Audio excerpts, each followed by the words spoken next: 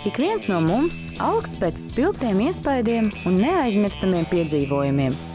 Tūroperators Go Adventure pārzina skaistākās pasaules vietas un spēj ikvienu ceļojumu pārvērst elpu aizraujošā piedzīvojumā. Viens no populārākajiem galamērķiem joprojām ir saulainā Ēģipte, kas aizrauja ar tūkstnešu plašumiem un krāšņo zemūdens pasauli. Ik gadu uz Hurgadu un Šarmelšeihu dodas liels ceļotājs skaits.